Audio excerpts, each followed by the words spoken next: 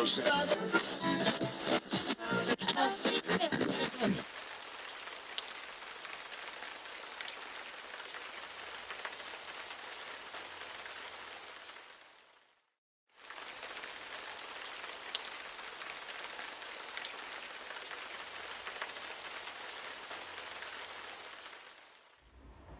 everybody, it's Tatiana with Back to Facts, your favorite award-winning journalist.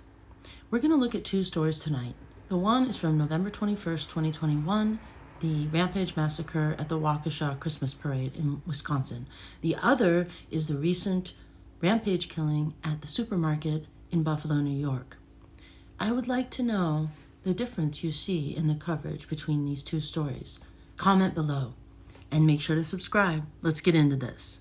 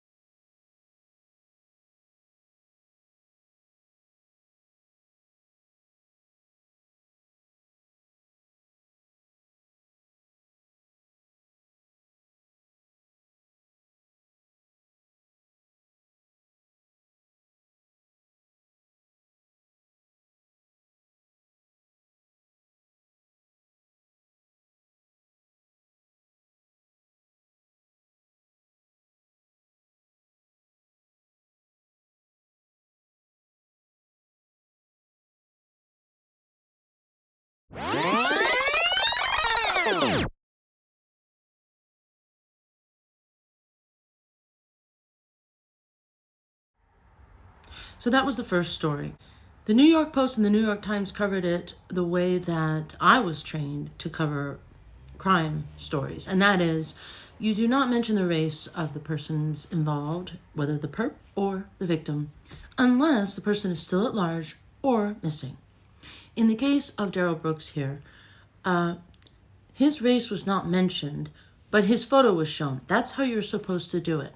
So fast forward to May 14th, Saturday, and there was a mass shooting by an 18-year-old. And this person put a manifesto up online. This manifesto was found immediately, and therefore the information was readily available that day. In the case of Darrell Brooks in Waukesha, the only outlet that covered the racist ideology and praise for Adolf Hitler that this Darrell Brooks had was Fox News. Sadly, a very large part of the country does not listen to Fox News, so they never found out about the racist ideology of this person. We have an 18-year-old who had a manifesto online. He's self-described eco-fascist, does not respect human life at all. I am not sure about his racial homicidal ideation, but clearly it seems like he was targeting Black people, although I will say that in the pictures that I looked at afterward, there was a crowd there gathering and mourning, just a spontaneous mourning, and there were all races represented. In fact, there were a lot of white people there who were mourning, and it's very sad. I'm sure a lot of those white people were married to Black people. So do you see why the first example is actually how you're supposed to do it?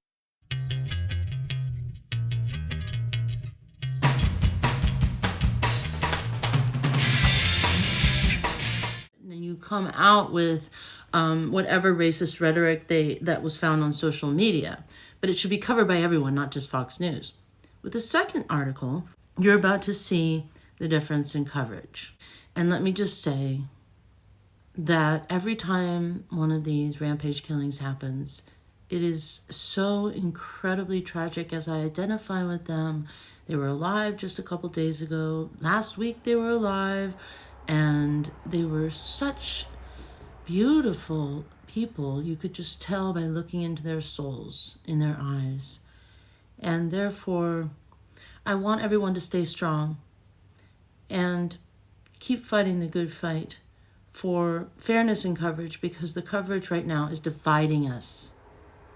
If you don't agree, just try this idea out. Try it out. and see if you observe it in the coverage going forward. Thanks for your attention.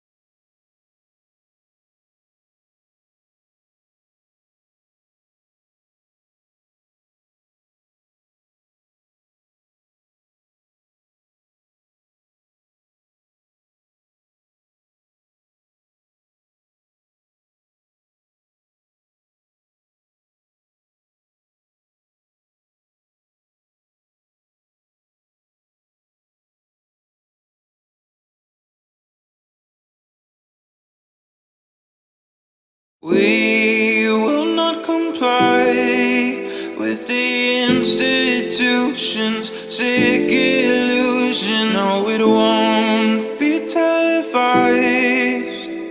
Welcome to the revolution. We will not comply with the institution's sick illusion. No, it won't be televised. Welcome to the revolution. The revolution won't be televised. Government been telling lies. If you're not with us, you better step aside. Witnessing a genocide, everything is centralized. The food that we consuming, they spraying it out with pesticides. Easily identify the sheep and the snake, the real and the fake, giving us a reason to pray. I'ma make my own choices, a voice for the voiceless. They trying to destroy us, avoiding the poison. It's all pointless if you don't have a purpose. If you read the verses, you'll know who we versing. Government can't tell you what your worth is. Look deeper than the surface. They don't even want you researching or asking questions. We all being tested. Shh. Shut your mouth and comply, that's the message. Want you depressed on prescriptions that mess with your head, got you